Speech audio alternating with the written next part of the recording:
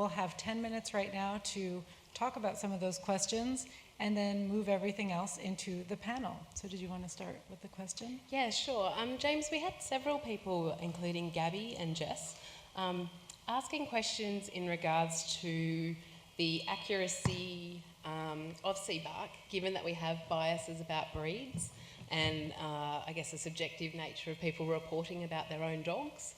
So I just wondered if you could perhaps speak about that a little bit. One person said, you know, they have clients that they get to fill in the SPARC, but they wonder about biases because, for example, they don't have Chihuahuas as their predominant clientele. So how does all that fit? And it's a totally valid concern. With any survey, as I said, you're filtering the information through a person. And we know people can be very unreliable and very biased, prejudices and all kinds of things. Tomorrow I'm going to be talking in much more detail about the development of the SPARC and why we developed it and how we tested it for validity and reliability and all these things that one needs to do when you develop a questionnaire like this. So I would urge people to kind of watch this space tomorrow. But yeah, I mean, we've done everything we can think of to try and eliminate those kinds of biases, but you will never eliminate them completely, especially if a person has a vested interest, for example, in distorting the information they're giving you. I think most people don't do that because they don't have a reason to. You know, what's the point, you know? But they might have, and one has to be alert to that. To follow up, do you think did any of the results as they've been coming in from just the SPARC first and then all of the studies that have come out of the SPARC, are there things that surprised you? Oh man, I get surprises all the time. One of the cute things we did recently was we were trying to design a short SPARC for shelters to use as an intake tool. So when someone relinquishes their dog, we ask them, they ask them to fill in the survey. And before we asked them to actually do the SPARC questions, we asked them one question, which was just a direct question: do you have any problems with your dog's behavior? And I think they were offered 4 choices, like no problems, minor problems, moderate problems, serious problems, like that. And we compared the relinquishing people with a convenient sample of normal pet owners. Well, I assume they're normal pet owners. And what was fascinating was that to that direct question, the relinquishing owners all downplayed the problems. They reported very few problems. Whereas the pet owners were quite happy to report that they had moderate or minor problems, and a few had serious problems. But when we looked at the SPARC scores, it was the other way around. So the SPARC scores of the current pet owners were much, much more favorable than the SPARC scores of the relinquishing owners, even though the relinquishing owners told us that they really didn't have a problem. And that raises really interesting questions. Is it because it was easy to lie in a single question?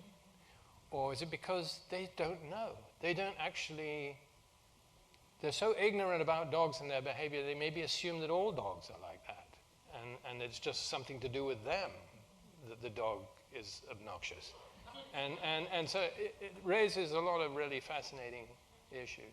Do you think that may also have had concerns about consequences for the animal they are surrendering if they admitted to it having major problems in terms of its outcome in a shelter environment? Yeah. But then I would have, well, maybe I wouldn't, but our expectation was that maybe that would then show up in the SPARC scores, that they would sort of give it better scores. But actually, their scores, these dog scores were much worse than the current pets. And people were also wondering if certain high-scoring breeds, if that could be a result of or an interaction with how they're treated. So certain use of certain aversives with certain types of breeds might be more common. Any thoughts on that? Yeah, I mean, that's something you can hopefully reduce, but maybe not eliminate with large samples.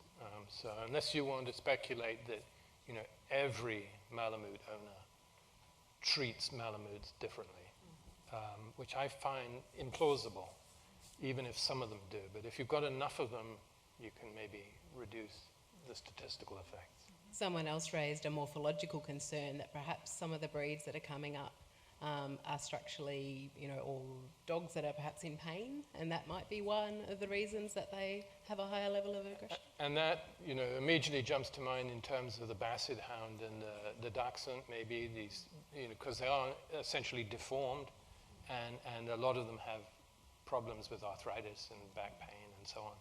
So, yeah, it's a very interesting question. I think one thing that maybe dissuades me from that is that it wasn't just the Basset Hound. So it was the Basset and the Beagle, which are clearly two related breeds. They both jumped up in relation to owner-directed aggression. But, we can't exclude it. And maybe the sort of the advantage the Beagle has over the Basset in that situation is that it doesn't have the pain. So you get a worse score with the Basset. One of the other points that was raised is that it seems like breed-specific legislation is unlikely to reduce the incidence of dog-related injuries. So what would you suggest, or that others have suggested, might be a better regulatory approach towards safer communities? Well, it sounds trite, but really education of owners and if necessary, fines, penalties for owners. But it's not really about the dog. It's about the owner and the environment that animal has been reared in, I think.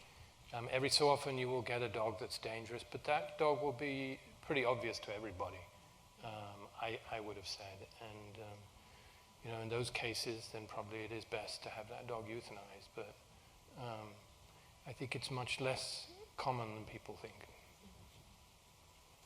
Okay. Just kind of a feel-good question. It's kind of a heavy topic. You mentioned that one of the things that interests you is dogs having oxytocin sprayed up their noses.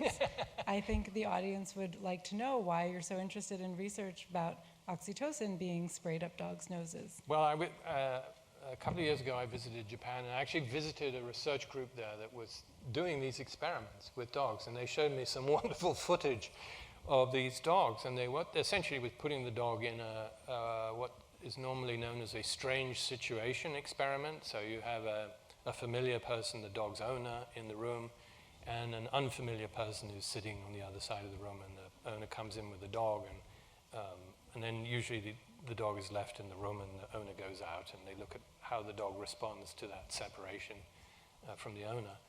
And they did it, these were replicates of the same dogs.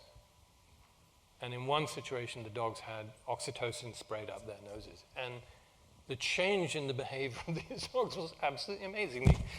All of these dogs just became super friendly to the strangers. It was like, you're my best friend. And they were like going up. And these were dogs that previously had reacted to strangers in a very, very different way and had become very anxious. And it was just very remarkable, the impact it had on dogs. Tomorrow we will all have oxytocin up our noses. So you'll see.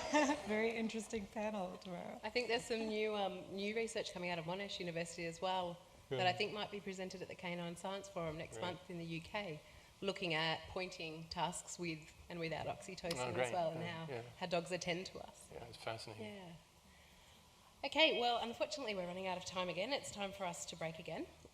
So please, everybody in the theatre and online as well, we need to get any questions that you would like us to bring to the panel discussion within the next 25 minutes. So either written down and posted in the box outside, or submitted to Twitter with the hashtag SPARCS2014 and a Q. And we will do our very best even, to bring everyone's contributions to the panel discussion that starts at 5:30 US Eastern Time. Thank you. Thanks.